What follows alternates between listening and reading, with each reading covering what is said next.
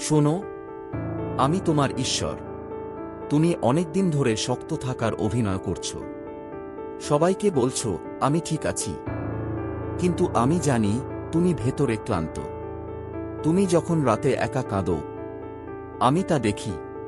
তুমি যখন ভাবো আমার জন্য কি কোনো ভবিষ্যৎ আছে, আমি তখন তোমার জন্য পথ তৈরি করি।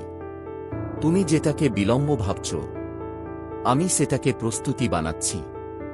তুমি যেটাকে ব্যর্থতা ভাবছ, আমি সেটাকে শিক্ষা বানাচ্ছি। ভয় পেও না, আমি তোমাকে ছেড়ে যাইনি। আজ তুমি হাল ছাড়বে না, কারণ আগামীকাল তোমার জন্য নতুন দরজা খুলবে।